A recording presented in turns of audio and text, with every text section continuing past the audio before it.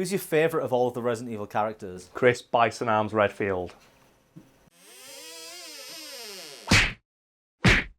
For the non-gamers watching this, Resident Evil 4 is one of the most highly rated and best-selling video games of all time, which makes it kind of weird that it was only originally supposed to be released for a single games console. So for people like myself who never got the glory of playing Resident Evil 4, sell me on it. Sell you on the game. Okay, well I could talk about right now how highly rated it was, how many millions of copies it sold, all the nuances of the genre it basically invented, action horror. However, I think I can sell you and everyone watching at home who never had a chance to play it on it with a single sentence. You can suplex zombies in this game while playing as the President's daughter.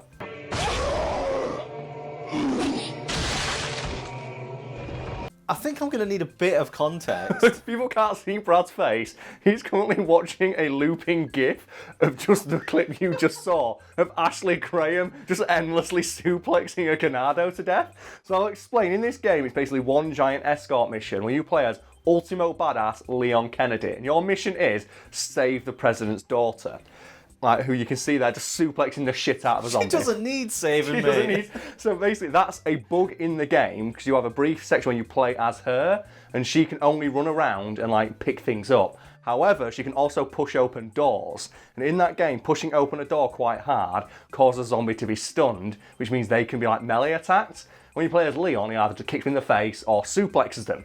However, they, for some reason, like there's a holdover where they just gave that to Ashley, and obviously it's programmed in that she can never do it because she has no weapons. But in that specific scenario, you can, and they took it out in updates of the game.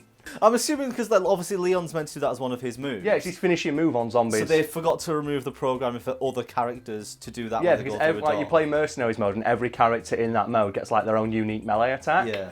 My personal favourite just being like, you know, Special Agent HUNK, which is a great name. I'm just going to put it out there. Where he gets a Neckbreaker, and basically, if you play Mercenaries mode, which I do because I fucking love Mercenaries mode, you just do like Neckbreak Massacre, and you're just doing like a dance across the battlefield where you're just like constantly going, poor, just teleporting between zombies, breaking all their necks, and it instant kills level bosses. Because even level bosses can't handle just some big buff dude coming up and just going, Gah! Just Zack Snydering the shit out of them.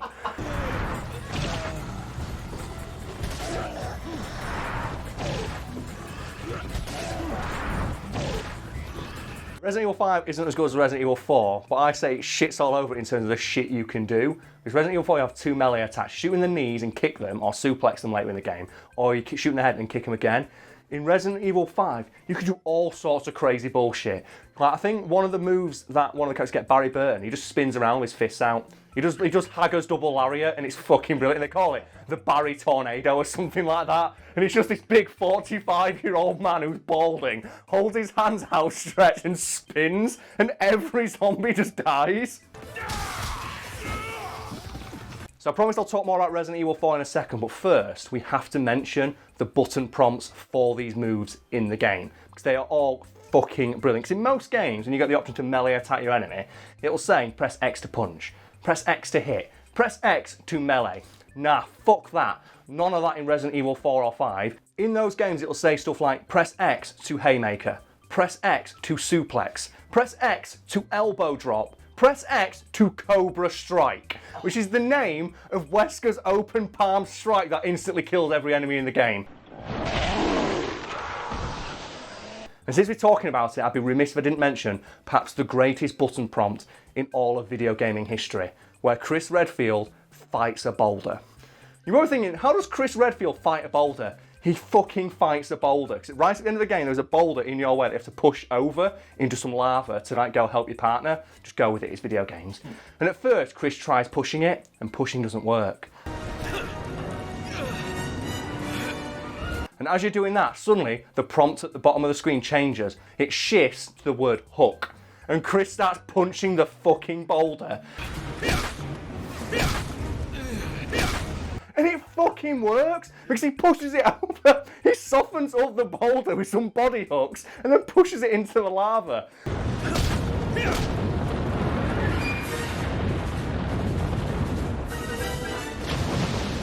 The best bit as well, you look at Chris in that game, he's a fucking man mountain. My favourite thing to do when you're playing as Chris in that game is ask Sheva for an egg. He's like, Chris needs his protein, Sheva gives an egg. Because you can request stuff from your partner, so whenever I play, I was like, Sheva, give me an egg, and then go melee attack someone. Moving back to Resident Evil 4, in short, the game kicks more ass than an abusive donkey owner wearing 3 sets of spurs, which makes the fact that it was originally exclusive to the Gamecube kind of surprising. Why was that? Because the game's director, Shinji Mikami, fucking hated Sony at the time. And I believe there's a great quote from him when he was asked during an interview, so, Mr. Mikami, are we ever going to see Resident Evil 4 on the PlayStation 2 anytime soon? You know, because the PlayStation 2 is the best-selling console of all time, at the time. And he said, the day you see Resident Evil 4 on a Sony console is the day I cut my own head off with a chainsaw. But the game actually did come out on the PS2. Yes, and Mikami didn't cut his head off with a chainsaw when it did, because mysteriously, around the same time he softened his stance on the company, and around the time like Resident Evil 4 came out on the PS2, Sony drove a big dump truck full of money up to his house. So where does Microsoft come into all this? Well, after Mikami's relationship with Sony broke down prior to that big dump truck full of money arriving at his house, Mikami decided to screw over Sony by approaching their biggest rival at the time, Microsoft, who were just about to launch the Xbox, and offered them the chance to exclusively publish Resident Evil 4. However, the interview went so badly and so terribly that Mikami stood up and left halfway through. Do we know what happened in this interview? Yes, we do, because one of the guys who was present has talked about it at length and considers it one of the biggest missteps in the company's history. And according to him, like, Mikami arrived like a fucking rock star, with wearing a leather jacket and mirrored sunglasses, because how else are you going to fucking turn up? With like this huge entourage in tow, and only spoke through a translator. So he was sat there and he was like watching this translator talk to Mikami. And he found out after the fact that Mikami had asked this translator, okay, so PlayStation have got like the best-selling console of all time, and you haven't. What can you offer us as a company if we give you Resident Evil 4? And the translator just stood there slack-jawed and went,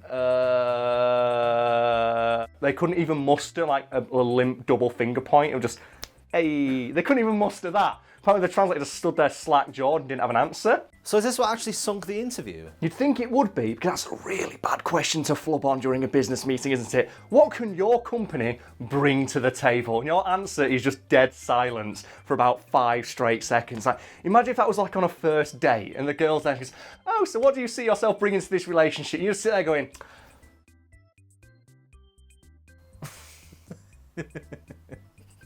Also as well, yes, I am stealing that bit from the Wayne's World movies, I'm really sorry.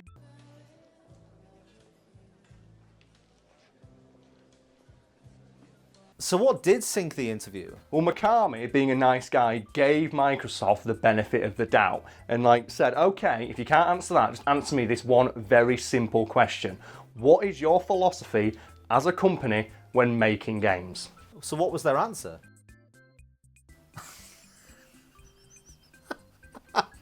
Yes, they flubbed that question too and didn't have an answer for it. Holy shit, that is a bad meeting. I want to be a fly on the wall during that meeting because that sounds awkward as shit.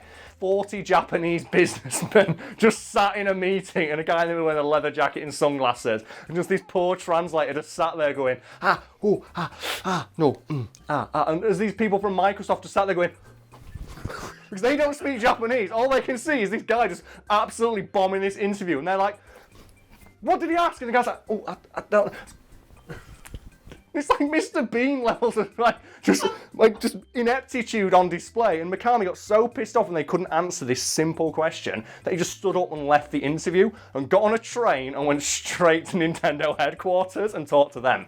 So what happened after the interview? Well, as you can imagine, representatives from Microsoft got fucking pissed with the translator and asked him like, dude, what the hell?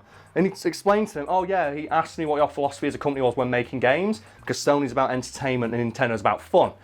And I didn't know what the answer was. If anyone was curious, their philosophy at the time was, we want to make video games that can be considered art. So that's like, the generic response that you can give. But, it's a better response than nothing at all. And the translator's like, oh, sorry, I didn't know. No one told me. I wish someone had. And I think the Microsoft guys, we've been talking about it all day. You work for us. How inept are you as a translator that you can't just turn to the Microsoft people and go, oh, we just asked this, can I get an answer? Yeah, what's your philosophy? No, he just sat there like a fucking lemon going, oh, It's like, what are you doing? I hope that guy got fired, because fucking hell, he's shit at his job. But yeah, that it cost Microsoft Resident Evil 4. That was one of the biggest games of all time. And can you imagine, that would have been a massive shot in the arm for that fledgling console, to have Halo and Resident Evil 4 and Tony Hawk's Pro Skater 3. Oh, you can't forget the Tony Hawk's Pro Skater 3. Well, I mentioned that because people think I'm making a joke. I'm not, because I had Tony Hawk's Pro Skater 3 for the Xbox, the big fat original roll cage Xbox. And do you know why that game was better on the Xbox than the other console? Why? Because the Xbox let you put your own music on in the background. So I didn't play it listening to the sound, I played it listening to Panic at the Disco. Same thing I did with Halo 2. I played through Halo 2 listening to Panic at the Disco's first album. So I can't now not listen to Panic at the Disco and just imagine Master Chief just endlessly punching Waves of the Covenant to death. That's some good times, man. Some good times. And I'd like to do that in Resident Evil 4, but apparently I couldn't, because Microsoft couldn't hire a decent fucking translator. So earlier in this recording session, we nearly went off on one for about 10 minutes about our favourite attacks in video games, but we restrained ourselves to the end of the video. Now it's the end of the video, Brad. What is your favourite attack in a video game?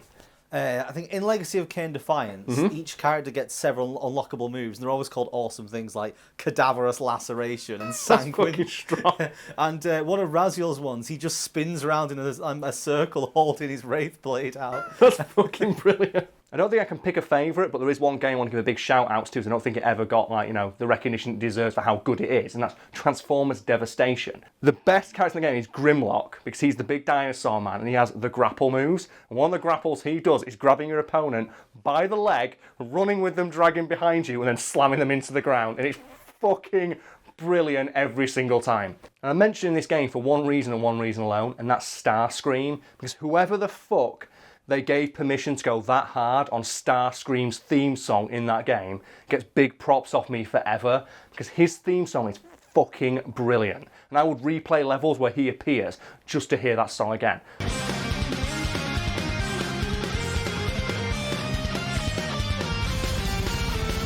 I want to bring up, it's not a proper attack, proper combo, but the basic melee move of Snake in Metal Gear Solid, the yeah, no, that little kick at the end, because the funniest moment is when you miss it. Oh yeah, and you just like does the same thing, but like 2 feet away from the person he's attacking. The best bit is where you learn how to like just do the jab over and over and over again, so you can stun lock enemies. It's like This is the boss's dream coming reality right now. This is the ultimate form of CQC, just stun locking a guy with endless jabs to the temple. And then at the end of it, you go into first person and just jab him in the testicles. This is what the boss wanted, just in the MGS2 tanker where you walk up behind someone, freeze, and then walk around the front. Just punch him in the knackers. And then punch him in the knackers, and then when they get like, freeze, and then just carry on doing it. Greatest soldier ever lived. Bang! Why don't they put that in Smash Bros, man? Like, why doesn't Snake have the ability to go into... Like, everyone has their ultimate smash. Why does Snake not have the ability to go into first person and punch every character in the testicles? Like, fuck you, Mario. Pwah!